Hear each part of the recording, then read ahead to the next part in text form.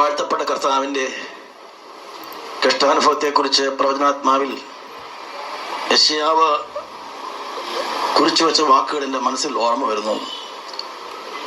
അവൻ വർണ്ണദിനത്തിൽ നിന്നും മുളയ്ക്കുന്ന വേര് പോലെ, രൂപങ്ങളുമില്ല, സൗന്ദര്യമില്ല, ത്യജിക്കപ്പെട്ട ഒരു ചെറിയ വേര് പോലെ. പക്ഷെ പിന്നെ വായിക്കുന്നത് അവൻ്റെ മരണത്തിൽ അവൻ സമ്പന്മാരോടെയായിരുന്നു. അത് കഴിഞ്ഞോ അവൻ സന്ധ്യയെ കാണും, ദീർഘായുസ്സ് പ്രാപിക്കും, എവിടെ ഇഷ്ടം അല്ലെങ്കിൽ സാധിക്കും. അപ്പോൾ ആരും അറിയാതെ ജനിച്ചു വളർന്ന ഒരു യേശു, നസ്രായ എന്നറിയപ്പെട്ട യേശു, വളരെ ക്രൂരമായി പീഡിപ്പിക്കപ്പെട്ട് മരിച്ചെങ്കിലും അവൻ്റെ അടക്കം ശ്രേഷ്ഠമായിരുന്നു. സമ്പന്നന്റെ കല്ലറയിൽ അവൻ അടക്കപ്പെട്ടു. നല്ലൊരു അടക്കം. പിന്നീട് കാണുന്നത് അത് കൊണ്ട് അവസാനിച്ചില്ല, അടക്കം കൊണ്ട് അവസാനിച്ചില്ല. അവൻ സന്തതിയെ കാണുക, ഒരു തലമുറ അതിന്ന് അനർത്ഥമാകുകയാണ്. ഇന്ന് ഏറ്റവും കൂടുതൽ വേദനിക്കേണ്ടത് ഞാനാണ്, പക്ഷെ എനിക്ക് വേദനയില്ല. ഞാൻ ഇവിടെ നിന്ന് അത്ഭുതപ്പെടുകയായിരുന്നു. ഈ കാസർഗോഡ് എന്നുള്ള ഒരു കൊച്ചു പയ്യൻ ഇന്ന് ലോകത്തിന്റെ എല്ലാ സീമകളിലും അനേകം ആയിരങ്ങളാൽ വാസ്തവത്തിൽ അനുമോദിപ്പിക്കപ്പെടുകയാണ്. അവരുടെ ജീവിതാനുഭവങ്ങൾ ഊഷ്മളമായത് പങ്കുവെക്കുകയാണ്. ഒരുപാട് പാഠങ്ങൾ എനിക്ക് പറയാനായിട്ടുണ്ട്. അങ്ങനെ സംഭവിച്ചത് യാദൃച്ഛികമൊന്നുമല്ല. അതിൽ ഒത്തിരി ആത്മീയ തത്വങ്ങളുണ്ട്. നമ്മുടെ ആത്മീയ ശുശ്രൂഷയും ജീവിതവും ഒക്കെ നമ്മൾ എങ്ങനെ ഫോക്കസ് ചെയ്യുന്നു, അത് ശ്രദ്ധിക്കേണ്ട ഒരു കാലഘട്ടമാണ്. ഒത്തിരി ആൾക്കൂട്ടമോ ഒത്തിരി സംഘടനയോ സംവിധാനമോ ഇൻഫ്രാസ്ട്രക്ചറോ ഒത്തിരി പ്രസിദ്ധിയോ ഒന്നും കൊണ്ട് വലിയ കാര്യമില്ല. കാണാതെ പോയ ഒരാളിന് വേണ്ടിയാണ് യേശു വന്നത്. ഒരു വ്യക്തിയെ തേടി യേശു ലോകത്തിൽ വന്നു. ആ ആടിന് വേണ്ടി അവൻ ജീവൻ കൊടുത്തു. ആ ആടിനെ കണ്ടെത്തി ആ തോളിൽ എന്തിക്കൊണ്ട് വീട്ടിൽ കൊണ്ട് സന്തോഷിക്കുന്നവരുടെയാണ്. അതിലേക്കൊന്ന് മടങ്ങി വന്നെങ്കിൽ നീ ആഗ്രഹിക്കുന്നു. ഞാനൊരു വിദ്യാർത്ഥിയായിരുന്നു. ഏറ്റവും പ്രശസ്തമായ യുവാനിസ് കോളേജിൽ ട്രിവാൻഡ്രത്ത് ബിരുദ പഠനത്തിൽ പഠിക്കുമ്പോൾ ദൈവം എന്നെ വിളിച്ചു, നീ പോകണമെന്ന് പറഞ്ഞു. ഞാൻ എല്ലാം വിട്ട് എൻ്റെ ആഗ്രഹമെല്ലാം ഉപേക്ഷിച്ചിട്ട് OM-ൽ പോയി. അതൊരു പട്ടാളമാണ്. പിന്നെ എന്നെ മലബാറിലേക്ക് അയച്ചു. ഇവിടെ പലരും പറഞ്ഞതൊക്കെ ആവർത്തിക്കാൻ സമയമില്ല. അങ്ങനെ ഇവിടെ എല്ലാം പ്രവർത്തിക്കുന്ന സമയത്ത് ഈ ദേശത്തെക്കുറിച്ച് പാടുന്നത്. അങ്ങനെയാണ് 82 ഞാനിവിടെ വരുന്നത്. ഫിലിപ്പോട്ടി 81 ഇവിടെ താമസമാക്കി. പാസ്റ്റർ ഐസക് 82 തന്നെ അദ്ദേഹം വന്നു. ഞാൻ തൊട്ട് പറയാൻ വന്നു. അങ്ങനെ വീട് താമസിക്കുന്ന സമയത്ത് പ്രാരംഭഘട്ടങ്ങളിലാണ് പ്രിയ മകനെ ദൈവം നൽകിയത്. അതേക്കുറിച്ച് പല കാര്യങ്ങൾ പലരും പറഞ്ഞെങ്കിൽ ഞാൻ കൃത്യമായത് പറയാം. പ്രീ ഡിഗ്രിക്ക് പഠിക്കുമ്പോൾ 16-17 വയസ്സ്. അതൊരു വീട് ഇവിടെ ഉള്ളിലാണ്, വളരെ ഉള്ളിലൊരു സ്ഥലത്താണ്. ഒരു ഗ്രാമത്തിൻ്റെ ഒരു കുഴിയിൽ ഒരു വീടാണ്. ഓനി പകലും എന്ന് പറയും. പിതൃപിതാവ് നാരായണ ഒരു അധ്യാപന, ഗവൺമെന്റ് സ്കൂൾ അധ്യാപന, നല്ലൊരു മാന്യ മനുഷ്യൻ. അദ്ദേഹം രാഷ്ട്രീയത്തിലൊക്കെ അല്പമുണ്ട്. നല്ലൊരു സാമൂഹ്യ പ്രവർത്തകനും അധ്യാപക സംഘടനയുടെ ഒരു ഭാരവാഹിയൊക്കെയാണ്. അമ്മ ആനന്ദവല്യമ്മ നല്ല സ്മാർട്ടായിരിക്കുന്ന ഒരു നല്ലൊരു സഹോദരിയാണ്, അല്ലെങ്കിൽ സ്ത്രീരത്നമാണ്. അവർക്ക് പ്രൈവറ്റായിട്ട് ഹോമിയോ ചെയ്യാനുള്ള ലൈസൻസ് ഉണ്ട്. അങ്ങനെ ചെറിയൊരു ഹോമിയോ ഡോക്ടറുമാണ്. കുറച്ച് കൃഷിയൊക്കെ ആയിട്ട് അവിടെ താമസിക്കുന്നു. സാറ് പഠിപ്പിക്കുന്നു. ഭവനത്തിലെ മൂത്ത മകൾ കുമാരി എന്നൊരു അഡ്വക്കേറ്റാണ്. MBA ഉണ്ട്. ഒരുപാട് ബിരുദങ്ങളൊക്കെ ഉണ്ട് പുള്ളിക്കാരി. പോസ്റ്റൽ സൂപ്രണ്ടായിരുന്നു. രണ്ടാമത്തെ മകൾ ജയദീപ്. മൂന്നാമത്തെ ആള് പ്രദീപ് ഉണ്ട്. പ്രദീപ് ഡോക്ടറാണ്. നാലാമത്തേത് പ്രിയ ദീപിക. അവള് നഴ്സിംഗ് കഴിഞ്ഞ് പെർമിഷനെ പ്രവർത്തിക്കും ഉത്തർപ്രദേശിൽ, മഥുരയിൽ. അപ്പൊ ഞാൻ വരുമ്പോ വന്നപ്പോ എൻ്റെ ഒരു ആഗ്രഹം കോളേജിൽ പ്രവർത്തിക്കണം എന്നുള്ളതാണ്. കാരണം ഇവയ്ക്ക് ഇവിടെ പ്രവർത്തിക്കണം. നമ്മൾ കോളേജിനടുത്ത് വീടെടുത്തു. കോളേജിൽ തൊട്ട് റോഡ് ക്രോസ് ചെയ്യാൻ അവിടെ എത്താം. അങ്ങനെ അങ്ങോട്ട് താമസിക്കുന്ന സമയത്ത് ഞാൻ ടൗണിൽ പോകുമ്പോൾ ഒരു ഇടി തന്നെ ഒന്ന് ഇടിച്ചു. ഒറ്റ ഇടി. മോഹന് മനസ്സിലായി ഞാൻ ഇടിച്ചറിയാനാണെന്ന് പറഞ്ഞു. ഇടി എങ്ങനെ ഇവിടെ വന്നേ? മോഹൻ എങ്ങനെ വന്നു? ഞാൻ പറയുമ്പോൾ മിസ്റ്റേറ്റ് വന്നിരിക്കുക. അയ്യോ, ഞാൻ വന്ന് ഇവിടെ DU-ന്റെ പഴയ ഒരു പാർട്ടി ഒന്ന് കാണാൻ വന്ന ഒരു കുരുവിളയും ഭാര്യയും. അയാൾ എക്സിക്യൂട്ടീവ് എഞ്ചിനീയറാണ്. മോഹൻ നമുക്കൊരു ഗ്രൂപ്പ് തുടങ്ങണം. അപ്പോൾ വേറൊരു ഷിബു എന്നൊരു മാഷുണ്ട് ഇവിടെ, സോമ്പറുണ്ട്. അപ്പം അദ്ദേഹം വന്ന് ആദ്യം ഒരു പ്രാർത്ഥന തുടങ്ങി. അദ്ദേഹം പോയി. പിന്നത്തെ പ്രാർത്ഥനയ്ക്ക് നമ്മുടെ ഷിബു മാഷ് പോയിട്ട് ഈ ജയ്തോം തൊട്ടത് വീട്ടിലാണ് താമസിക്കുന്നത്. ഇവിടെ എല്ലാം കോസ്മോപൊളിറ്റൻ ഹോസ്റ്റലാണ്. പ്രീ ഡിഗ്രിക്കാർക്കുള്ള ഹോസ്റ്റലാണ്. ഇവിടെ നമ്മുടെ ഗ്രൂപ്പുണ്ട്, സ്റ്റുഡൻസിന്റെ ഗ്രൂപ്പാണ്, നമുക്ക് വരാം. പുള്ളി പോയി. പക്ഷെ പുള്ളിക്ക് ഭയങ്കര ഒരു വിമർശനാത്മക മനോഹരമായിരുന്നു. പക്ഷെ ചെന്ന് കഴിഞ്ഞപ്പോഴേക്കും പുള്ളിക്ക് ഒത്തിരി മാറ്റം വന്നു. അവിടെ വലിയ എക്സിക്യൂട്ടീവുകൾ താഴെ കുത്തിയിരിക്കുന്നു. അവർ ഭയങ്കരമായി ഇന്റിമസി, വീട്ടിൽ പോലും കിട്ടാത്തൊരു സ്നേഹം. പിന്നെ നല്ല കേട്ടല്ലോ 139 സങ്കീർത്തനത്തിലെ ആ കാര്യങ്ങളൊക്കെ ഒരു അത്ഭുതമായി. ഇങ്ങനെ കാര്യങ്ങളുണ്ട്. നമ്മൾ ഇരിക്കുന്നത് അറിയുന്ന ദൈവം, ജനിക്കും മുമ്പേ നമ്മുടെ രൂപം അറിയാവുന്നൊരു ദൈവം, ലൈഫെല്ലാം കുറിച്ചു വെച്ചൊരു ദൈവം. അതൊക്കെ പുള്ളിയെ ചിന്തിപ്പിച്ചു. അപ്പോഴാണ് ബൈബിളിലൊക്കെ ഒരു ആക്ഷൻ ഉണ്ടായത്. അപ്പൊ പുള്ളിക്ക് ഇതിനോട് താല്പര്യമായി. പോയി കഴിഞ്ഞാൽ അടുത്ത ആഴ്ച വന്നു, ഒരു ബൈബിളൊക്കെ കൊണ്ടുപോയിട്ട് തിരിച്ചു വന്നപ്പോ കുരുവിള പറഞ്ഞ പേടിയായിപ്പോയി. അദ്ദേഹം വന്നിട്ട് കുറച്ച് ദിവസങ്ങളായിട്ടുള്ളൂ. ഒരു ചെറിയ ഗ്രൂപ്പ് ആണെങ്കിൽ ഒരു ഹിന്ദു പയ്യൻ വന്നിരിക്കുന്നത്, ഇവനെയും വല്ലതും പ്രശ്നമാക്കുമോ, ഇവര് മതം മാറ്റക്കാന്ന് പറയുമോ, എനിക്ക് പ്രശ്നം തല്ലി കിട്ടുമോ, പേടിച്ചു പോയി. സുഹൃത്തെ, നിങ്ങൾ ദൈവം വരണ്ട, ഞങ്ങളുടെ ഒരു ഗ്രൂപ്പാ ക്രിസ്ത്യൻസിന്റെ. അങ്ങനെയാണോ? ചെയ്തിപ്പിച്ചിരി ചൂടനാണ് ആള്, പൊളിട്ടി പെടത്തില്ല. അത് ശരി, അങ്ങനെയാണോ? നിങ്ങളുടെ ബൈബിൾ ഇങ്ങനെ പറഞ്ഞിരിക്കുന്നത്? അതുകൊണ്ടല്ല നിങ്ങൾ ഇനി വരണ്ട ഞങ്ങളുടെ മീറ്റിംഗ്, ഞാൻ അന്വേഷിച്ചോളാം എന്ന് പറഞ്ഞ് ഇറങ്ങിപ്പോയി. ഞങ്ങൾ പിന്നെ ആ മീറ്റിംഗ് വരുന്നത്. അപ്പൊ എന്നോട് പറഞ്ഞു, ഇങ്ങനെ ഞാൻ വന്ന പയ്യൻ തിരിച്ചു പോയി. ഞങ്ങൾ വിട്ടില്ല, നമ്മളെ ഹോസ്റ്റലിൽ പോയി കണ്ടുപിടിച്ചു. അപ്പൊ പുള്ളി ദേഷ്യപ്പെട്ടു. വേണ്ട വേണ്ട, എന്നെ പറയുന്നത് വേണ്ട, അതിന് പൊക്കുമെന്ന് പറഞ്ഞു. ഞാൻ പറഞ്ഞു, അങ്ങനല്ല മോനെ, അദ്ദേഹം പറഞ്ഞതിന്റെ കാരണം ഇതാണ്. ഇവിടെ നമ്മൾ ഈ ഗ്രൂപ്പൊക്കെ നടത്തി കഴിഞ്ഞാൽ ആൾ തെറ്റിദ്ധരിക്കും. ഇപ്പോഴും ഇതിനുണ്ടല്ലോ, ഇത് മതമൊന്നുമല്ല, ഇത് ചെറുപ്പക്കാർ സഹായിക്കുന്ന ഒരു പ്രത്യേക ഗ്രൂപ്പാണ്, കൗൺസിലിംഗ് ഒക്കെയാ. ഒത്തിരി തണുപ്പിച്ച ഉള്ള സ്നേഹത്തിന് ഒരു കാര്യം, എന്റെ വീട്ടിൽ വാ, കോളേജിനടുത്തുള്ള ഗ്രൂപ്പ് വീടുണ്ട്, കോളേജിൽ നിന്ന് അടുത്ത ഗ്രൗണ്ട് കഴിഞ്ഞ് നമ്മുടെ വീട്ടിൽ കയറാം, നീ അവിടെ വാ. അങ്ങനെ ആദ്യമായിട്ട് അവിടെ വരുന്നത്, അവിടെ വന്നത് ആ വരവെന്ന് പറയുന്നത് പിന്നെ ഒരു വല്ലാത്തൊരു ബന്ധമായി. എല്ലാ സംശയങ്ങളും തീർത്തു കൊടുത്ത് അവിടെ വെച്ച് മുട്ടുകുത്തി യേശുവിനെ ഏറ്റുപറഞ്ഞ് സ്വീകരിച്ചു. അവൻ സ്നാനപ്പെട്ടു, ആത്മസ്നാനം പ്രാപിച്ചു. പിന്നെ കോളേജിൽ ഒരു അവർ ഓഫാണെങ്കിൽ വീട്ടിൽ വരും. ഇവിടെ വൈഫിരിപ്പുണ്ട്, കുഞ്ഞുമോള്. വീട്ടിലെ ഞങ്ങളുടെ അംഗമായി, ഞങ്ങളുടെ മൂത്ത മോൾക്ക് 2 വയസ്സ് ഞങ്ങളുടെ പ്രായമുള്ളൂ. ഞങ്ങളുടെ കുടുംബാംഗമായി തന്നെ പ്രിയ ചെയ്തിയായിരുന്നു. ഞങ്ങളുടെ മകനായിരുന്നു, ആത്മീയമകൻ. ഈ ജില്ലയിലെ എൻ്റെ പ്രവർത്തനത്തിന് ആദ്യ ഫലമാണ് മൂത്ത മകൻ, ആദ്യജാതൻ. പഠിക്കാൻ പഠിക്കാനാണ്. 2 കൊല്ലം കൊണ്ട് ഇപ്പൊ പലരും പറഞ്ഞ് എങ്ങനെ ബൈബിൾ പഠിക്കാൻ പറ്റിയെന്ന്. ഇതുപോലെ റോമാലേഖനം എത്രയോ തവണ പഠിച്ചെന്നറിയാം. റോമാലേഖനം പഠിക്കും, പ്രലേഖനം പഠിക്കും, വിശലേഖനം പഠിക്കും. അതിലുപരി ഞാൻ ഓമിന്ന് വന്നതല്ലേ, എൻ്റെ ഇഷ്ടംപോലെ ബുക്സ് ഉണ്ട്. അത് മുഴുവൻ അദ്ദേഹം വായിച്ചു. ഇപ്പോഴും ബുക്ക് നോക്കിയാണ് പുള്ളിയുടെ നോട്ടുകൾ അതിനകത്ത് വരച്ചു വെച്ചേക്കുന്നത്. അറിയാൻ വയ്യാത്ത ഇംഗ്ലീഷ് വാക്കിനെ മലയാളത്തിൽ വെച്ചിട്ടുണ്ട്, അർത്ഥം എങ്ങനെയാണ്. അങ്ങനെ ഇത് മുഴുവൻ അങ്ങോട്ട് ഉള്ളിലേക്ക് സംഗ്രഹിക്കും. ഒരു വേദ പണ്ഡിതനായിട്ട് മാറി. അങ്ങനെ ആ ഒരു ചെറിയ കാലം തിമോഥെയോസിനെ പോലെ ആ രക്ഷയ്ക്ക് ജ്ഞാനിയാക്കാൻ മതിയായ തിരുവെഴുത്തുകൾ അറിഞ്ഞ് പഠിച്ച് നിശ്ചയം പ്രാപിച്ച് നിലനിന്നു. അങ്ങനെ എല്ലാ പ്രവർത്തിക്കും അവൻ പകർത്തുന്നു. He was equipped to do all good works. എന്തിനും പറ്റുന്ന ഒരാൾ, ബുള്ളറ്റുകൾ എന്ന് പറഞ്ഞ വചനമാണ്. Was equipped through the word of God, through doctrine, correcting, then training in righteousness, so that the man of God may be thoroughly equipped to do good works. അതുകൊണ്ട് അന്ന് ആ കിട്ടിയ ആ നല്ല ആ പശ്ചാത്തലം, പിന്നെ ഞങ്ങൾക്ക് ഇപ്പോഴും പരസ്യമാണ്. ഞായറാഴ്ച പരസ്യത്തിന് ബൈക്ക് പിടിച്ചോണ്ട് പോകും, പുള്ളി പ്രസംഗിപ്പിക്കും. പിന്നെ അങ്ങനെ എന്തെല്ലാം പറ്റുമോ അതെല്ലാം ചെയ്യും. ഇവിടെയുള്ള പലരുടെ അനുഭവങ്ങൾ പറയാനുണ്ട്. കൂട്ടായ്മകള് അവിടെ ഈ പയ്യനെ കൂടെ പ്രസംഗിപ്പിക്കും, നന്നായിട്ട് പ്രസംഗിക്കും. പക്ഷെ ആ പ്രായത്തിന്റെ അപക്വതയുണ്ട്. ഈ അവനും തുശീലിക്കപ്പെടുന്ന പറഞ്ഞ പോലെ ചാപല്യങ്ങളുണ്ടായിരുന്നു. പലരും പറയും എന്താ മനുഷ്യൻ ചെയ്യുന്നത്, എല്ലാം വളർന്നു വരട്ടെ. ഞാൻ പറയുന്ന കാര്യം എനിക്ക് കിട്ടും പറയുന്നതല്ല, നമ്മൾ ആളുകളെ കണ്ടെത്തണം. ഈവു കാര്യം പറഞ്ഞില്ല, ഈവിന്റെ അന്നത്തെ ആ ഒരു അന്ന് ഈവിന്റെ സ്റ്റാഫാണ്. അപ്പൊ അന്ന് അദ്ദേഹം ഒരാളെ തേടി വന്നു, ഒറ്റയാൾ തേടി വന്നു, ഗ്രൂപ്പ് ആരംഭിച്ചു. ഞാനിവിടെ ലിങ്ക് ചെയ്തു, അവിടെ പോയി ഈ മകനെ കിട്ടി, ഇവനെ ഫോളോ അപ്പ് ചെയ്തു, അവന് പുറകെ പോയി വളർത്തിയെടുത്തു. നമ്മുടെ മിനിസ്ട്രി അങ്ങനെയുണ്ട്. ആ വളർത്തിക്കൊള്ളുന്ന ആളുകളെ എക്വിപ്പ് ചെയ്യണം. ഇന്നലെ ഒരു ഡോക്ടർ വന്നിട്ടുണ്ട്, ഡോക്ടർ പ്ലീസ്. യെസ്, വേറെ ഡോക്ടർ ഇന്നലെ വന്നിട്ടുണ്ടായിരുന്നു. വേറെ ഡോക്ടർ വന്നിരുന്നു, ഷാരുടെ ക്ലാസ്മേറ്റ് ആണ്. അദ്ദേഹം പറഞ്ഞു, എന്റെ പക്ഷേ എല്ലാം പിരിക്കിപ്പിരിച്ച് പോവുകയാണ്. എന്താ കാര്യം? നമ്മൾ ഒരു കുഴപ്പമേ ഉള്ളൂ, അവരെ വലുത്ത് ഗ്രൗണ്ടുകളല്ല.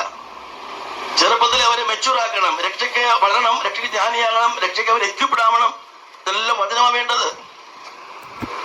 അതുകൊണ്ട് നാളെ കൂടുതൽ ഫോക്കസ് ചെയ്യാം, വചനം പഠിപ്പിച്ച് ഉറപ്പിക്കണം. അവരെവിടെ പോയാൽ കുഴപ്പമില്ല. ഞാൻ ഇത്രയൊക്കെ അനുസ്മരണം പറയുന്നുള്ളൂ. ജയദീപ് അങ്ങനെ ആ 2 വർഷം കൊണ്ട് നല്ല പക്വതയാർന്ന ഒരു തികഞ്ഞ ഒരു ദൈവമകനായിട്ട് വളർന്നു വന്നു. എൻ്റെ ഉള്ളിലുള്ള ആത്മീയ ദാഹം വളരെ വലുതായിരുന്നു. വചനം വായിക്കാനും ധ്യാനിക്കാനുമുള്ള വലിയ അദമ്യമായിരിക്കുന്ന ആഗ്രഹം, അത് ശരിയായിട്ട് അപഗ്രഥിച്ച് പഠിക്കാനുള്ള വലിയൊരു അവഗാഹമായിരിക്കുന്ന ഒരു പ്രത്യേക പാണ്ഡിത്യം, അവതരിപ്പിക്കാനുള്ള വലിയൊരു ത്വര, പ്രസംഗിച്ചില്ല പള്ളി പണക്കം വരും. അങ്ങനെയായിരുന്നു. ഇവിടെ ഞാൻ അവിടെ പ്രിയപ്പെട്ടവൻ അവിടെ വെല്ലറി കിടക്കുന്ന സമയത്ത് ചെന്നപ്പം ഷാൻഡി പറഞ്ഞു, പള്ളി കൊതി തീർന്നിട്ടില്ല. എസ്കേലിന്റെ പുസ്തകം ഇപ്പൊ പുതിയ പുസ്തകം പഠിച്ചുകൊണ്ടിരിക്കുന്നത്. യെശയ്യാവ് കഴിഞ്ഞ് എരമ്യാവ് കഴിഞ്ഞ് വിലാപം കഴിഞ്ഞപ്പോൾ എസ്കേൽ പഠിക്കുക. രാത്രി 3 വരെയൊക്കെ പഠിക്കുന്നത്. അപ്പൊ പുതിയ ഒരു മേഖലയാണെങ്കിൽ എക്സ്പ്ലോർ ചെയ്യാൻ വേണ്ടി പള്ളി കഠിനാധ്വാനം ചെയ്യുക. അതിലുള്ള സന്തോഷം.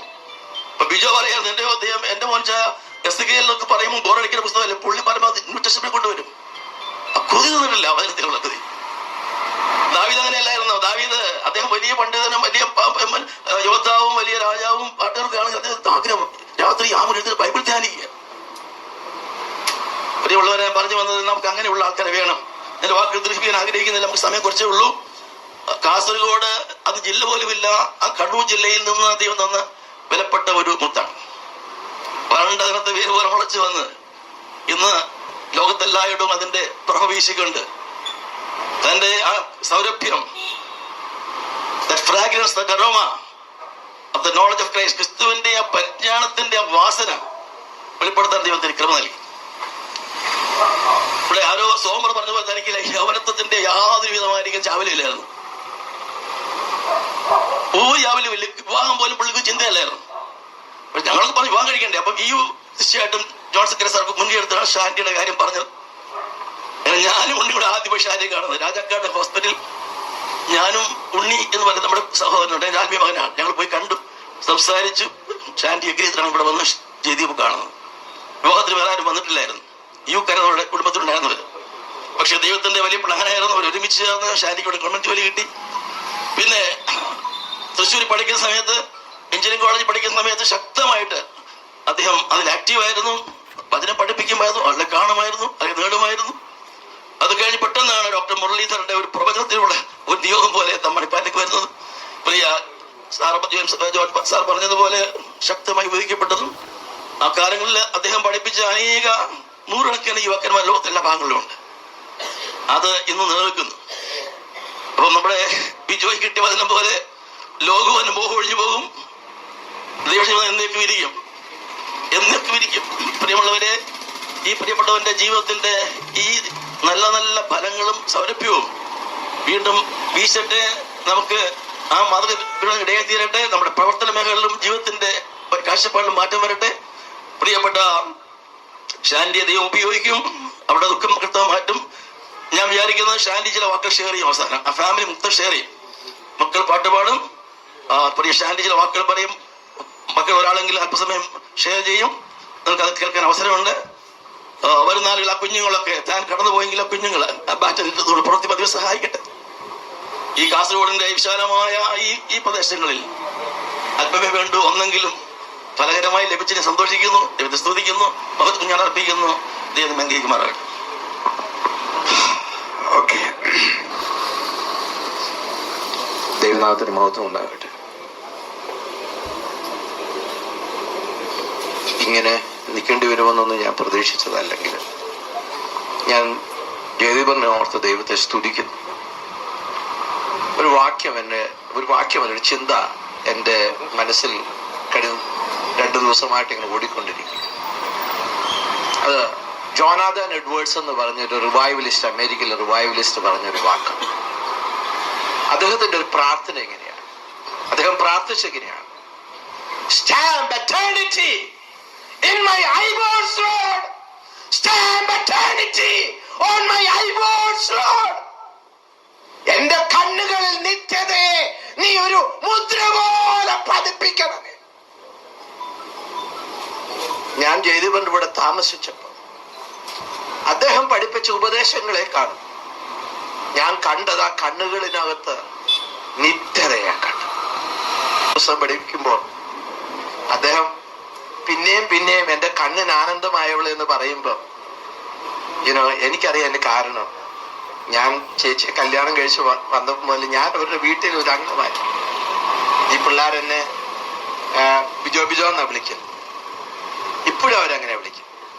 അവര് ജയദീപനെ പപ്പി എന്നാ വിളിച്ചോണ്ടിരുന്നത്. അതിപ്പോഴും അങ്ങനെ തന്നെ അവർ വിളിക്കും. ജയദീപൻ ഒരിക്കലും പിള്ളേർക്ക് ഒരു മൂടുപടമുള്ളൊരു ജീവിതം അവർക്ക് കൊടുത്തിട്ടുണ്ട്. അവരുടെ ഹൃദയത്തിന്റെ നിർമ്മലതയോടെ ഇടപെടാനായിട്ട് അവരെ പരിശീലിപ്പിച്ചു, പഠിപ്പിച്ചു. അദ്ദേഹം അങ്ങനെയായിരുന്നു. എനിക്ക് എപ്പോഴും തോന്നാറുണ്ട്, പ്രസംഗത്തിൽ ആരെങ്കിലും അവരുടെ പരാജയങ്ങൾ ഏറ്റു പറയുന്നതിന് അവാർഡ് കൊടുക്കണമെങ്കിൽ അതിന് ഏറ്റവും കൂടുതൽ അവാർഡിന് യോഗ്യനാണ് അദ്ദേഹം. കാരണം തൻ്റെ ജീവിതത്തിനകത്ത് തൻ്റെ പ്രസംഗങ്ങളിൽ തൻ്റെ പരാജയങ്ങൾ പറയാൻ അദ്ദേഹം ഒരിക്കലും മടിവെച്ചിരുന്നില്ല. കാരണം ഹൃദയശുദ്ധിക്ക് വേണ്ടിയിട്ട് താൻ വളരെ ആഗ്രഹിച്ചു. നിത്യതയെ മാത്രം താൻ ഫോക്കസ് ചെയ്തിരുന്നു. ഞാൻ കൂടെ താമസിക്കുമ്പോൾ എന്നോട് ഇടയ്ക്ക് പറയും, ബിജോ, ഗേഹസിയെ ആ മരിച്ച ആ സ്ത്രീയുടെ മകനെ ഉറപ്പിക്കാൻ വേണ്ടി കൊടുത്തപ്പോൾ അവന് വടി കൊടുത്തു വിട്ടു. അവൻ കൊണ്ട് വടി വെച്ചിട്ട് അവൻ ജീവിച്ചില്ല. എന്നാൽ പ്രവാചകൻ ചെന്ന് ഉള്ളംകൈയോടും ഉള്ളംകാലോടും വായോടും ചേർന്നിരുന്നപ്പോൾ അവൻ ജീവിച്ചു. That is what I want to give to you. He gave that to me. എന്നോട് പറഞ്ഞു, ബിജോ, നിനക്ക് കുറെ ഉപദേശമല്ല വേണ്ടത്, നിനക്ക് ക്രിസ്തുവിന്റെ പരിജ്ഞാനമാണ്. അത് ഞാൻ അനുഭവിച്ചിട്ടുണ്ട്.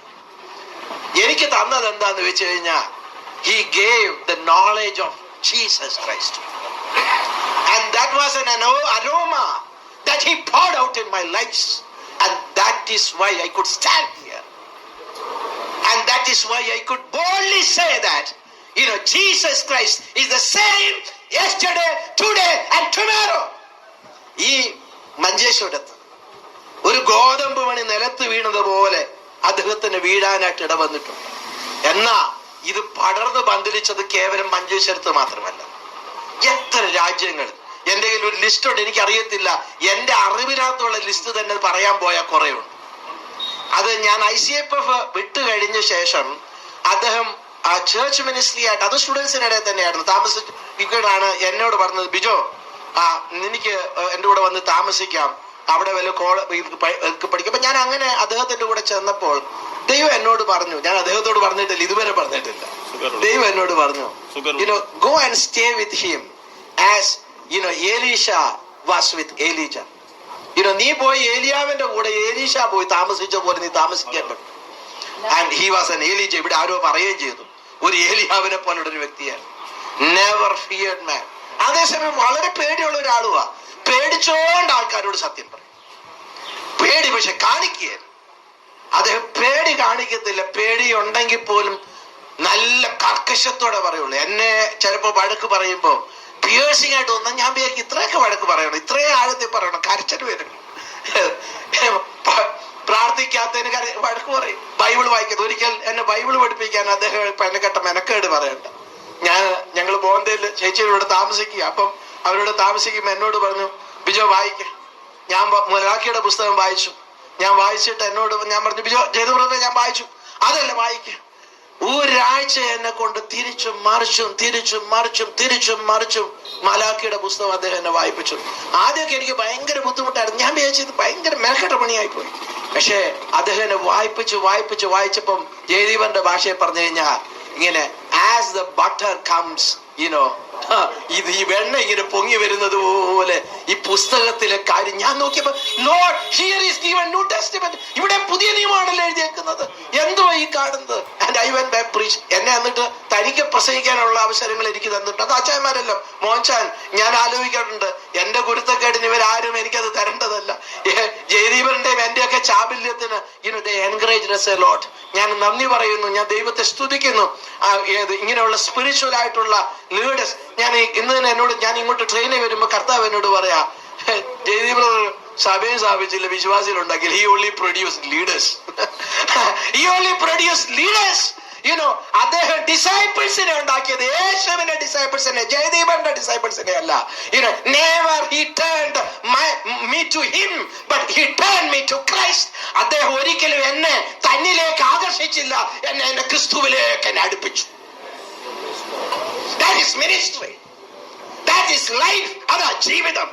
കാരണം ജീവിക്കുന്നത് ക്രിസ്തു, മരിക്കുന്നത് ലാഭം. ഹല്ലേലൂയ. മരിക്കുന്നത് ലാഭമാ. കാരണം ജീവിക്കുന്നത് ക്രിസ്തു ആണെങ്കിൽ പിന്നെ മരണം ഒരു ലാഭമാണ്. ഞാൻ ഒന്ന് ഓർക്കായിരുന്നു, ഞാൻ പലപ്പോഴും അത് ശ്രദ്ധിച്ചിട്ടുണ്ട്, ഞാൻ സെൻസ് ചെയ്തിട്ടുണ്ട്. കാരണം ഈ കൂടെ താമസിക്കുമ്പം ഈ വഴക്കൊക്കെ പറയുമ്പം ഇങ്ങനെയുള്ള കാര്യങ്ങളൊക്കെ പറഞ്ഞു തരുമ്പോൾ ഞങ്ങൾ തമ്മിൽ സാറിന് ബൈബിൾ സ്റ്റഡി എനിക്ക് അദ്ദേഹം നടത്തിയിട്ടില്ല. പക്ഷെ ഞങ്ങൾ തന്നെ ഇങ്ങനെ മണിക്കൂറുകൾ ഇരുന്ന് ഓരോരോ കാര്യങ്ങൾ ചിന്തിക്കും, സംസാരിക്കും. എന്റെ ചിന്തകളെ അദ്ദേഹം രൂപപ്പെടുത്താൻ തുടങ്ങി. ചിന്തകളിൽ എനിക്ക് ഭയങ്കര ചിന്തകളുമാണ്. കാരണം പണത്തോടുള്ള ആഗ്രഹം ഉണ്ടാകത്തില്ല. പണമൊന്നും ഒരു വിഷയമേ അല്ല എന്ന് തോന്നാനായിട്ട് എന്നെ സഹായിച്ചു ആ കൂടെയുള്ള സഹവാസം, അതിനോടുള്ള ആഗ്രഹം. അതുപോലെ തന്നെ ചിന്തിച്ചിട്ടുണ്ട് ഫെയ്ത്ത്ഫുൾനെസ്, ഇനി ഫാമിലി ലൈഫിലുള്ള അദ്ദേഹത്തിന്റെ ഫെയ്ത്ത്ഫുൾനെസ്, കുഞ്ഞുങ്ങളോടുള്ള ബന്ധത്തിനകത്തുള്ള അദ്ദേഹത്തിന് അവര് പലപ്പോഴും കുഞ്ഞുങ്ങൾ അറിയാറ് ഞാൻ ഇവരെക്കാളും ഇവർക്ക് ഇപ്പോൾ ഉള്ള പ്രായത്തെക്കാളും കുറഞ്ഞ പ്രായത്തിലാണല്ലോ ഞാൻ അവിടെ ചെന്നത്. അന്നൊരു 19-20 വയസ്സേ ഉള്ളൂ ഞാൻ അവിടെ നിന്നത്. ഞാൻ എന്നോട് കഴിഞ്ഞ ഇടയിലും പറയും, പിള്ളേരൊക്കെ ഓർത്ത് രാത്രിയിൽ ഇരുന്ന് അദ്ദേഹം ഇങ്ങനെ ഇരുന്ന് വാവിട്ട് കരയും. ചേച്ചിക്കറിയാം, വാവിട്ട് കരയും. അന്ന് അവരോട് പറയുമ്പോൾ വളരെ ചിലപ്പോൾ കർക്കശമായിട്ട് പറയും, ചിലപ്പോൾ മൈൽഡായിട്ട് പറയും. പക്ഷേ ഒരിക്കലും ദൈവവചനത്തിന് കോംപ്രമൈസ് ചെയ്തിട്ടില്ല. അത് മക്കളോടും കാണിച്ചിട്ടില്ല, ഭാര്യയോടും കാണിച്ചിട്ടില്ല, കൂട്ടു സഹോദരന്മാരോടും കാണിച്ചിട്ടില്ല, ഒരു ദൈവാസന്മാരോടും കാണിച്ചിട്ടില്ല. Never compromised, never compromised. അതിന് പ്രത്യേകിച്ച് എന്നെ എപ്പോഴും എന്നെ ചിന്തിപ്പിച്ചൊരു കാര്യം, ദൈവവചനം ഒരാൾ ഇന്റർപ്രറ്റ് ചെയ്യുമ്പോൾ അത് ന്യൂ ടെസ്റ്റ്മെന്റിന്റെ ലൈറ്റിൽ അത് ഇന്റർപ്രറ്റ് ചെയ്തില്ലെങ്കിൽ ഹി വിൽ ഗെറ്റ് ആംഗ്രി. അത് വളരെ ദേഷ്യം വരും. അത് ആരാണേലും അദ്ദേഹത്തിന് സഹിക്കത്തില്ല. അത് അദ്ദേഹത്തിന്റെ വായിൽ നിന്ന് തന്നെ വന്നാൽ പോലും അദ്ദേഹത്തിന് അത് സഹിക്കത്തില്ല. കാരണം ഹി ലവ്ഡ് സ്ക്രിപ്ചർ. ദൈവവചനത്തെ അത്രമാത്രം സ്നേഹിച്ചു. ദൈവവചനം എന്ന് പറഞ്ഞ അദ്ദേഹത്തിന്റെ ഒരു പാഷൻ ആയിരുന്നു. എന്നോട് ചോദിച്ചാൽ ഞാൻ പറയും his passion was God's word. What was his goal? His goal was eternal life. നിത്യതയായിരുന്നു അദ്ദേഹത്തിന്റെ ലക്ഷ്യം. ദൈവത്തിന്റെ വചനമായിരുന്നു അദ്ദേഹത്തിന്റെ ഒരു പാഷൻ എന്ന് പറഞ്ഞത്. എപ്പോഴും രാവും പകലും ഞങ്ങളുടെ കൂടെ ഒരിക്കലും ഒരു കുടിയൻ എന്ന് പറയുന്നത് കഴിഞ്ഞാൽ ഡ്രഗ് അഡിക്റ്റ് ആയിരുന്നു. അവൻ താമസിച്ചുകൊണ്ടിരുന്ന സമയത്ത് അവൻ പറഞ്ഞൊരു സ്റ്റേറ്റ്മെന്റ് എന്നെ വളരെ ചിന്തിപ്പിച്ചിട്ടുണ്ട്. രാവിലെ എഴുന്നേറ്റപ്പം ജയദീപ് ബ്രദർ ഇങ്ങനെ ദൈവവചനം ധ്യാനിച്ച് ഇങ്ങനെ അങ്ങോട്ടും ഇങ്ങോട്ടും നടക്കുക. അപ്പൊ അവൻ അവിടെ ഇരുന്നോണ്ട് പറയാ, അണ്ണാ എന്താണ് കിട്ടിയ ലക്ഷണം ഉണ്ടല്ലോ ഇന്ന്, അണ്ണാ ഇന്ന് എന്താണ് കിട്ടിയ ലക്ഷണം ഉണ്ടല്ലോ. അവൻ കുടിയനാണേലും ഒരു കാര്യം മനസ്സിലായി, ഈ ജയദീപന്റെ അകത്തൊരു വചനത്തിന്റെ പ്രകാശനം ഉണ്ടായെന്ന് മനസ്സിലായി. ആ വചനത്തിന്റെ പ്രകാശനം കേൾവിക്കാരായവർക്ക്, ഈ മഞ്ചേശ്വരത്തിന്, ഈ ദേശത്തിനുള്ളവർക്ക് യേശുവിനെ കുറിച്ച് പറയാൻ, നിത്യതയെ കുറിച്ച് പറയാൻ അദ്ദേഹം ഇവിടെ താമസിച്ചു. ഞാൻ എപ്പോഴും ചിന്തിച്ചിട്ടുണ്ട്, ഒരു ബുദ്ധികേടല്ലേ കാണിച്ച് ഇങ്ങനെ ഒരു വില്ലേജിൽ വന്ന് താമസിച്ചത്. കാരണം അദ്ദേഹത്തെ പോലെ ഒരു വൈബ്രന്റ് സ്പീക്കർ, എനിക്കറിയാവുന്ന പല സ്പീക്കേഴ്സിനകത്തൊരു നല്ലൊരു സ്പീക്കർ, അദ്ദേഹം എന്തിനാ ഇവിടെ വന്ന് താമസിച്ചത്? അദ്ദേഹത്തിന് വിഷയം ഗോഡ്സ് വില്ലായിരുന്നു. അതാ ഞാൻ എന്നോട് ഇന്നലെ ദൈവം പറഞ്ഞത്, ലോകവും അതിന്റെ മോഹവും ഒഴിഞ്ഞു പോകും, ദൈവ ഇഷ്ടം ചെയ്യുന്നവൻ എന്നേക്കും ജീവിക്കും. എനിക്കത് ഭയങ്കര ബുദ്ധിമുട്ട് തോന്നി അത് കേട്ടപ്പോൾ. കാരണം ദൈവം എന്നോട് പറയാം, ഞാൻ ജയദീപ് അസുഖം വന്നിട്ട് സൗഖ്യമാകാൻ പ്രാർത്ഥിക്കുക. കർത്താവ് പറയാണ്, ലോകം അതിന് മോഹം ഒഴിഞ്ഞു പോകും, ദൈവം ഇഷ്ടം ചെയ്യുന്നതിന് എന്നേക്കും ജീവിക്കും. His desire was God's will. ആ പാഷൻ ദൈവത്തിന്റെ വചനത്തോട് ഒത്തിരി കാരണം. എനിക്ക് പറയുകയാണെങ്കിൽ ഡോക്ടർ വിനോദ് എന്ന് പറഞ്ഞ് മിഡിൽ ഈസ്റ്റിൽ ഒരു ദൈവാസനുണ്ട്, മാംഗ്ലൂരായിരുന്നു. അദ്ദേഹം ഇന്ന് പ്രവർത്തിക്കുന്ന ആരുടെ ഇടയിലാണെന്ന് എനിക്ക് ഇവിടെ പബ്ലിക്കായിട്ട് പറയാൻ പറ്റത്തില്ല. അത്രമാത്രം പ്രൊഫൗണ്ട് ആയിട്ടുള്ള പ്രവർത്തിക്കുന്നവരുണ്ട്. ഒരു doctor John Thomas, he was A drug addict. അദ്ദേഹം ഇന്ന് മിഷണറിമാരെ അയക്കുന്ന ഒരു മിഷണറിയാണ്. അത് പ്രത്യേകിച്ച് ആരും ചെല്ലാത്ത ഇടങ്ങളിൽ അയക്കുന്ന, ഇവരെ എല്ലാം ഇൻഫ്ലുവൻസ് ചെയ്യാൻ. ഇവരോടൊക്കെ ഞാൻ പേടിച്ച് ജോൺ തോമസിന്റെ ഒക്കെ റൂമിൽ പോകുന്നത്. എനിക്ക് ഇവരോടൊക്കെ സംസാരിക്കാൻ പേടിയായിരുന്നു. എന്നാൽ അദ്ദേഹം വളരെ ധൈര്യത്തോടെ അവിടെ ചെന്നു. എങ്ങനെ വന്നാലും അവരുടെ പുറകെ നടക്കും. ഈ കഴിഞ്ഞ ഇടയിൽ ഒരുത്തൻ എന്നെ ഈ കഴിഞ്ഞ ദിവസം ഈ വിവരം പറഞ്ഞപ്പോ എന്നെ വിളിച്ചപ്പോ എന്നോട് പറഞ്ഞു, ബിജോ ഈ കഴിഞ്ഞ ദിവസവും എന്നെ വിളിച്ച് എന്നോട് സംസാരിച്ചു, ഞാൻ അവനെയൊക്കെ വിട്ട കേസാ, എന്നെ കൊണ്ടൊന്നും അത്രയൊന്നും കണ്ടിന്യൂ ചെയ്യാനുള്ള കപ്പാസിറ്റി എനിക്ക് തോന്നിയിട്ടില്ല. But he never leave A person. പുറകെ നടക്കും. അതാ പോടാന്നൊക്കെയാ വിളിക്കുന്നത്. ആ വിളി കേൾക്കുമ്പം ഈ ചെറുപ്പക്കാരുടെ ഉള്ളിനകത്ത് ഒരു അവരെ പോലെ ഒരുത്തൻ ഉണ്ടല്ലോ എന്നുള്ളൊരു തോന്നലുണ്ടാവും. അദ്ദേഹത്തിന്റെ പ്രസംഗത്തിനകത്ത് യാതൊരു ഇതും കാണത്തില്ല. സിമ്പിൾ, വളരെ ലളിതത്തോടെ വചനം പറയും. ദൈവത്തിന്റെ കാര്യങ്ങൾ ഒത്തിരി പേര് അവരുടെ സ്നേഹം പറയാനായിട്ട് എന്നോട് പറഞ്ഞിട്ടുണ്ട്. ഒത്തിരി പേർക്ക് പറയാനുണ്ട്. ഒരു അലക്സ UK നിന്ന്, പിന്നെ ബെനോ ആൻഡ് ഫാമിലി, അത് ഓൾറെഡി പറഞ്ഞു കഴിഞ്ഞു. അതുപോലെ ഒത്തിരി പേര്, ഡോക്ടർ സുനു കുര്യൻ, ഇങ്ങനെ ഒത്തിരി സ്നേഹിതര് എപ്പോഴും അതിനുള്ള ഒത്തിരി പേരുണ്ട്. അവരെയൊക്കെ പ്രത്യേകിച്ച് ക്ലബ് ഹൗസ് വന്നേ പിന്നെ മുമ്പില്ലാത്തൊരു ഇത് ഞാൻ ശ്രദ്ധിച്ചത് ഒരു കാര്യം എന്താന്ന് വെച്ച് കഴിഞ്ഞാൽ, അദ്ദേഹം കുറച്ചും കൂടെ അങ്ങ് സോഫ്റ്റ് ആയി. ഏത് പണ്ടത്തെ കാർക്കശ്യത്വം അത്ര ഇപ്പം കാണിക്കാറില്ല. ഭയങ്കര കുത്തുകൊടുത്ത ഭയങ്കര സോഫ്റ്റ് ആയിട്ട് ഇടപെടുന്ന ആൾക്കാരോട്. അത് മാത്രമല്ല, പണ്ട് കോണ്ടാക്ട് കീപ്പപ്പ് ചെയ്യുന്നതിന് അത് വളരെ പുറകിലായിരുന്നു. നൗഡേസ് അതും കുറച്ച് ശ്രദ്ധിക്കാൻ തുടങ്ങി. ആൾക്കാരോടൊക്കെ വളരെ സോഫ്റ്റായി. കാരണം അദ്ദേഹത്തിന്റെ എപ്പോഴും ഞാനിങ്ങനെ ശ്രദ്ധിക്കും അദ്ദേഹത്തെ. ഞാൻ പറഞ്ഞല്ലോ, ഞാൻ ആ വ്യക്തിയെ, ജയദീപ് ബ്രദർ എന്ന് പറയുമ്പോൾ എന്റെ മനസ്സിനകത്ത് വരുന്നത് ക്രിസ്തുവിലുള്ള മനുഷ്യനെ ഞാൻ കണ്ടതും ക്രിസ്തുവിലുള്ള മനുഷ്യനെ അനുഭവിച്ചതും. മോച്ചാൻ എന്നോട് പറയും, മോച്ചാന്റെ വഴി റോമർക്ക് എഴുതിയ ലേഖനത്തിനകത്തൊക്കെ പറയും, ഇത് പ്രവർത്തികളോ അല്ലെങ്കിൽ കൃപയല്ല, ഇതൊക്കെ ഇങ്ങനെ അകത്ത് ഇടിച്ചു കയറിയത് കൊണ്ട് പ്രവൃത്തിയുടെ കാര്യം വന്നു കഴിഞ്ഞാൽ പുള്ളി സഹിക്കുകയില്ല, കൃപയുടെ കാര്യം പറയാതെ പുള്ളി സമ്മതിക്കുകയില്ല. കാരണം ദൈവത്തിന്റെ വചനത്തിന്റെ നിർമ്മലമായ സത്യങ്ങൾക്ക് വേണ്ടി നിന്നു. കാരണം ഒരു മനുഷ്യന്റെയും പ്രവൃത്തി അവന് നീതീകരിക്കാൻ കഴിയത്തില്ല. അതുകൊണ്ട് ദൈവം തന്റെ പുത്രനെ പാപജനത്തിന്റെ സദൃശ്യത്തിലും പാപനിമിത്തം അയച്ച് തന്റെ പുത്രന്റെ മേൽ പാപത്തിന്റെ ശിക്ഷ വിധിച്ചത് കൊണ്ട് എന്നെ കേൾക്കുന്ന ഏവർക്കും പാപത്തിൽ നിന്നുള്ള മോചനം യേശു ക്രിസ്തുവിന്റെ രക്തത്താൽ ഉണ്ടാകാൻ സാധിക്കും. കാരണം യേശു മരിച്ചവൻ ഉയർത്തെഴുന്നേറ്റത് കൊണ്ട് ഈ ശരീരം ഉയർത്തെഴുന്നേൽക്കുമ്പോൾ നിങ്ങൾ വിശ്വസിക്കുന്നെങ്കിൽ നിങ്ങളുടെ മരണത്തിന് ശേഷം നിങ്ങൾക്കൊരു ജീവിതമുണ്ടെന്ന് മാത്രമല്ല, ആത്മാവും ദേഹവുമായി ഒരു ഉയർത്തെഴുന്നേൽപ്പ് നിങ്ങൾക്കും ദൈവം വെച്ചിട്ടുണ്ടെന്ന് പറഞ്ഞുകൊണ്ട് വാക്കുകൾ ചുരുക്കുന്നു. ദൈവമായ കർത്താവ് ഏവരെ സഹായിക്കുമാറാകട്ടെ. ആ സമയത്തിന് വിധി ഞാൻ പലതിൽ ലിസ്റ്റ് ഒന്നും ഞാൻ പറയാൻ ആഗ്രഹിക്കുന്നില്ല. God bless you all. Thank you. ഇത്രയും ശക്തനായ ഒരു ദേവദാസന്റെ സംസ്കാര വേളയിൽ ദൈവത്തിന്റെ വചനം പങ്കിടുവാൻ ലഭിച്ച ഈ അവസരത്തിനായിട്ട് ഞാൻ കർത്താവിനെ സ്തുതിക്കുന്നു. അദ്ദേഹം അവസാനമായിട്ട് മെസ്സേജ് അയച്ചത് ഞങ്ങളുടെ ഗ്രൂപ്പിലേക്കാണെന്നാണ് ഞാൻ വിശ്വസിക്കുന്നത്. അദ്ദേഹത്തിന്റെ മരണ ദിവസം രാവിലെ 5:27 ഞങ്ങൾ ദൈവജന പഠനം ആരംഭിക്കുന്നതിന് നിമിഷങ്ങൾക്ക് മുമ്പ് അദ്ദേഹം എഴുതി, I am not feeling well, kindly carry on. അതാണ് അദ്ദേഹം അയച്ച അവസാനത്തെ മെസ്സേജ് എന്നാണ് ഞാൻ കരുതുന്നത്. കഴിഞ്ഞ 3 വർഷക്കാലം ക്ലബ് ഹൗസിന്റെ ക്രിസ്ത്യൻ ചർച്ച് എന്ന റൂമിൽ ഞായറാഴ്ച ഒഴികെ ബാക്കി എല്ലാ ദിവസങ്ങളിലും കർത്താവിന്റെ ദാസനും ഞാനും ബിജോ പാസ്റ്ററും പ്രഭാതത്തിൽ ദൈവത്തിന്റെ വചനം പഠിപ്പിക്കുകയായിരുന്നു. ധാരാളം ആളുകൾ ദൈവത്തിന്റെ വചനം പഠിക്കുവാൻ ആ വിധത്തിൽ ദൈവം സഹായിച്ചു. എന്നാൽ അത് എത്രമാത്രം മനുഷ്യഹൃദയങ്ങളെ സ്പർശിച്ചു എന്നുള്ളത് മനസ്സിലായത് അദ്ദേഹത്തിന്റെ സ്മരണയ്ക്കായിട്ട് ചില റൂമുകൾ റൺ ചെയ്തപ്പോൾ ഓരോരുത്തർ പറഞ്ഞ സാക്ഷ്യം കേട്ടപ്പോഴാണ് എനിക്ക് മനസ്സിലായത്, ഈ പറയുന്ന വചനങ്ങളൊന്നും വൃഥാമായി പോകുന്നില്ല. അത് ജീവനും ചൈതന്യമുള്ളതാണ്. അത് മനുഷ്യ മനസ്സിനെ രൂപാന്തരപ്പെടുത്തുന്നതാണ്. Price the Lord. എനിക്ക് കുറെ കാര്യങ്ങളൊക്കെ പറയണമെന്ന് ആഗ്രഹമുണ്ട്. കർത്താവിന്റെ ദാസൻ എന്ന സമയം ഞാൻ അല്പം പോലും കവർന്നെടുക്കുകയില്ല. അവസാന നിമിഷങ്ങളാണ്. അതുകൊണ്ട് എനിക്ക് പറയുവാനുള്ള ദൈവവചനത്തിലേക്ക് ഞാൻ നിങ്ങളുടെ ശ്രദ്ധയെ തിരിക്കുകയാണ്. സ്മൃണ സഭയുടെ വെളിപ്പാട് പുസ്തകം 2-ാം അധ്യായം 11-ാം വാക്യത്തിൽ നമ്മുടെ കർത്താവ് ഇപ്രകാരം അരുളി ചെയ്തു, ആത്മാവ് സഭകളോട് പറയുന്നത് കേൾക്കുവാൻ ചെവിയുള്ളവൻ കേൾക്കട്ടെ. ജയിക്കുന്നവന് 2-ാം മരണത്താലുള്ള ദോഷം ഭവിക്കുകയില്ല. Price the Lord. ഈ കത്തുദാസന്റെ പേര് ജയദീപ് എന്നാണ്. അത് നിങ്ങൾക്ക് എല്ലാവർക്കും അറിയാം. അദ്ദേഹത്തിന്റെ മാതാപിതാക്കൾ ഈ പേര് ചിലപ്പോൾ നൽകിയത് ഒരു നിയോഗമായിട്ടാണ് ഞാൻ കരുതുന്നത്. അവർക്കൊരു പക്ഷേ ജയം എന്താണ്, ദീപം എന്താണെന്നൊന്നും അറിയില്ലായിരിക്കാം. ഒരു പക്ഷെ അവരുടെ ചിന്താഗതിക്ക് അനുസരിച്ച് അതറിയാമായിരിക്കാം. പക്ഷെ സത്യത്തിൽ ഇദ്ദേഹത്തിന് ജയവും ദീപവുമായത് യേശുക്രിസ്തുവാണ്. Praise the Lord. അപ്പോൾ അദ്ദേഹത്തിന്റെ പേരിനെ അന്വർത്ഥമാക്കിയത് തീർച്ചയായിട്ടും യേശുക്രിസ്തുവാണ്. അദ്ദേഹത്തിന് വചനം തിരുവെഴുത്തിൽ പറയുന്നത് പോലെ, അങ്ങയുടെ വചനം എന്റെ കാലിന് ദീപവും എന്റെ പാതയ്ക്ക് പ്രകാശവുമാകുന്നു. അദ്ദേഹത്തിന്റെ ജീവിതത്തെ നയിച്ചത് ദൈവത്തിന്റെ വചനമാണ്. ആ അറിഞ്ഞ വചനം അദ്ദേഹം ഉരുവിട്ടുകൊണ്ടേയിരുന്നു, എല്ലാവരോടും വിളിച്ചു പറഞ്ഞുകൊണ്ടേയിരുന്നു. അത് പ്രത്യേകം ചിന്തനീയ ഒരു കാര്യമാണ്.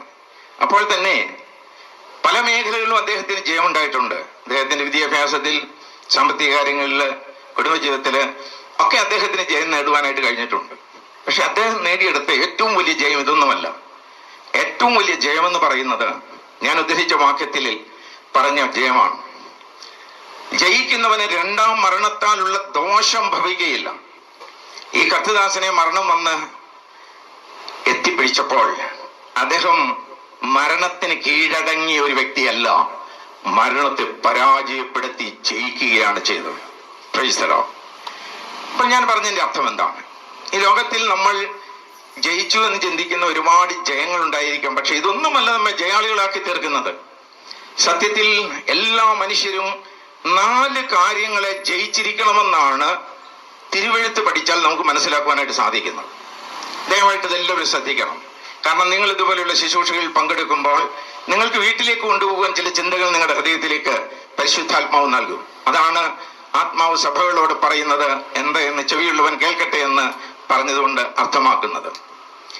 മരിക്കുവാനായിട്ട് മരിക്കുന്ന ഒരുവന്റെ മരണത്തിൽ ദൈവത്തിന് ഒട്ടും ഇഷ്ടമില്ല. മരിക്കുന്നവന്റെ മരണത്തിൽ ദൈവത്തിന് ഇഷ്ടമില്ല എന്ന് എഹെസ്കേലിന്റെ പ്രവചനത്തിൽ പറഞ്ഞിരിക്കുന്നു. മരിക്കുക എന്ന് പറഞ്ഞാൽ എന്താണ്? മരിക്കുക എന്ന് പറഞ്ഞാൽ മരിച്ച ശേഷം നിത്യമരണത്തിലേക്ക് അഥവാ നിത്യനരകത്തിലേക്ക് നീക്കപ്പെടുന്ന ഒരു മരണമാണ് ഒരുവന് ലോകത്തിൽ ലഭിക്കുന്നതെങ്കിൽ അതൊരു പരാജയമാണ്. എന്നാൽ മരിച്ചാലും ജീവിക്കുമെന്നുള്ള ക്രിസ്തുവിന്റെ വചനപ്രകാരം ക്രിസ്തുവിൽ വിശ്വസിച്ച് മരിക്കുന്നവന്റെ മരണം പരാജയമല്ല, അത് ജയത്തിലേക്കുള്ള തുടക്കമാണ്. അപ്പൊ 4 കാര്യങ്ങളെ നമ്മൾ ജയിക്കേണ്ടതുണ്ട്. ഒന്നാമതായി നാം ജയിക്കേണ്ടത് പാപത്തെയാണ്, രണ്ടാമതായി ലോകത്തെയും, മൂന്നാമതായി പിശാചിനെയും, നാലാമതായി അഥവാ ഒടുക്കത്തെ ജയം മരണത്തെയും ജയിക്കണം. എന്നാൽ ഈ 4 മേഖലയെ ജയിക്കുവാൻ കരുത്തുള്ള ഒരു മനുഷ്യനും ലോകത്തിൽ ഇല്ല എന്നുള്ളതാണ് വസ്തുതാപരമായ സത്യം. ഈ ലോകത്തിൽ ജനിച്ച ആദ്യത്തെ മനുഷ്യനോടായിട്ട് ദൈവം പറഞ്ഞു, ഇതാ പാപം നിന്റെ വാതിൽക്കൽ കിടക്കുന്നു, നീയും അതിനെ ജയിക്കേണ്ടതാകും. കയ്യിൽ തുടങ്ങി ഇന്ന് വരെ ലോകത്തിൽ ജനിച്ച് ജീവിച്ചിട്ടുള്ള ഒരു മനുഷ്യനും പാപത്തെ ജയിച്ചു എന്ന് ധൈര്യത്തോടെ പറയാൻ കഴിഞ്ഞിട്ടില്ല. എന്നാൽ പാപത്തെ ജയിച്ച ഒരുവനെ ഞങ്ങൾ പരിചയപ്പെടുത്താം. അത് നമ്മുടെ കർത്താവായ യേശുക്രിസ്തു മാത്രമാണ്. ക്രിസ്തുവിൽ പാപമില്ലായിരുന്നു, അവിടുന്ന് പാപം അറിഞ്ഞിട്ടില്ല, പാപത്താൽ പരീക്ഷിക്കപ്പെട്ടുമില്ല. നമ്മുടെ കർത്താവായ യേശുക്രിസ്തു പാപത്തിന്മേൽ സമ്പൂർണ്ണ ജയം നേടിയ വ്യക്തിയാണ്. അതേപോലെ തന്നെ ഈ ലോകത്തെ ജയിക്കുവാനായിട്ട് ഒരു മനുഷ്യനും സ്വയം സാധ്യമല്ല. എന്നാൽ യേശു കർത്താവ് പറഞ്ഞു, ഞാൻ ലോകത്തെ ജയിച്ചിരിക്കുന്നു. അതേപോലെ തന്നെ പിശാചിനെ ജയിക്കുവാൻ ലോകത്തിലുള്ള മനുഷ്യനും പ്രാപ്തിയില്ല.